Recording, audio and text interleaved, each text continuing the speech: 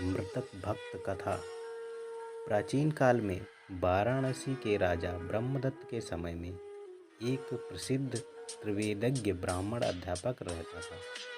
एक दिन उसने मृतक भक्त देने के लिए एक बकरा लाकर अपने शिष्यों को दिया और कहा, इसे ले जाकर नदी में स्नान करा लाओ।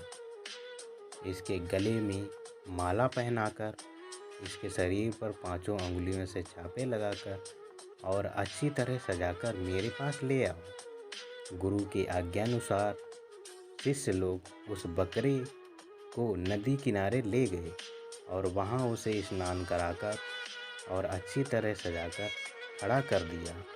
उस समय उस बकरे को अपने पूर्व जन्मों की सब बातों का स्मरण हो गया और वह यह सोचकर हंस पड़ा कि आज ही मेरे सब दुखों का अंत हो जाएगा। पर थोड़ी ही देर में वह फिर यह सोचकर रोने लगा कि मेरी हत्या करके यह सब ब्राह्मण भी वही दुख भोगेंगे जो आज तक मैंने भोगे हैं। उसे इस प्रकार पहले हंसते और फिर रोते देखकर शिष्यों ने पूछा, तेरे इस प्रकार हंसने और फिर रोने का क्या कारण है? बकरे ने उत्तर दिया, तुम लोग पहले मुझे अपने गुरु के पास ले चलो और तब वहीं उनके सामने मुझसे यह प्रश्न करना।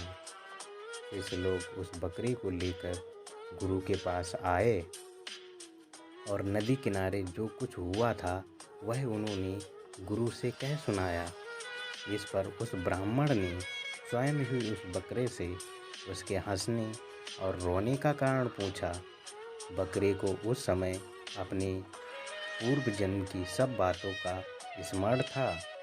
उसने कहा, हे ब्राह्मण, पूर्व जन्म में मैं भी तुम्हारे ही समान वेदज्ञ ब्राह्मण था।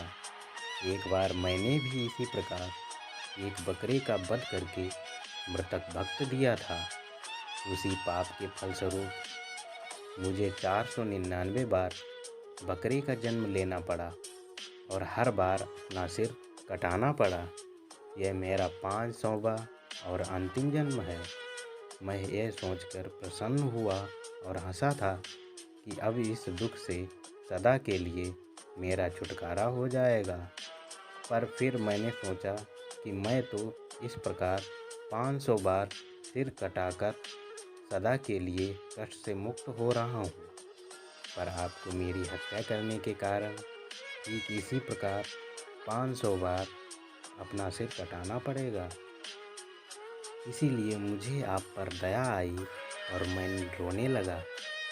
बकरे की यह बात सुनकर ब्राह्मण ने कहा, अच्छा, तुम डरो मत, मैं तुम्हारी हत्या नहीं करूँगा।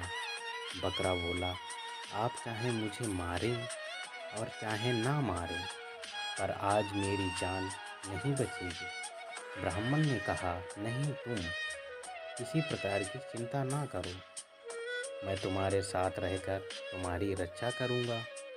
बकरा बोला, महाराज, आपकी रक्षा मेरे किसी काम ना आवेगी, क्योंकि मैंने जो पाप किया है वह प्रबल है और आपकी शक्ति उसके समान सामने निर्बल है। इस प्रकार बातें होने पर ब्राह्मण ने उस बकरे को खोल दिया और अपने शिष्यों के साथ लेकर यह कहता हुआ उस बकरे के पीछे हो लिया कि देखूं आज कौन इसकी हत्या करता है। बकरा खुलते ही एक बड़े पत्थर पर चढ़कर सिर उठाकर पत्तियां आदि खाने लगा। ठीक उसी समय वहां बिजली गिरी, जिससे उसका सिर धड़ से अलग हो गया। यह विलक्षण घटना देखकर वहां बहुत से लोग एकत्र हो गए। उस समय बोधिसत्व वहां वृक्ष देवता के रूप में रहा करते थे। देव शक्ति के प्रभाव से वे आकाश में वीरासन लगाकर बैठ गए। सब लोग चकित होकर उनकी ओर देखने लगे।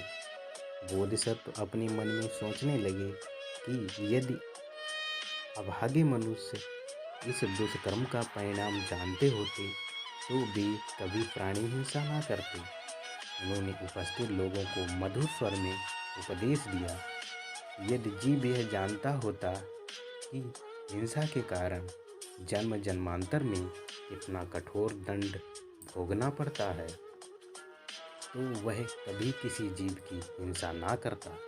बोधिसत्व के इस प्रकार के उपदेशों से सब लोगों ने सदा के लिए जीव की हिंसा करना छोड़ दिया।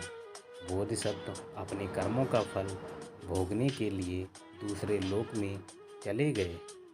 वे सब लोग जब तक जीवित रहे तब तक दान, धर्म आदि सत्कार्य करते रहे और मरने पर ब्रह्मलोक में गए।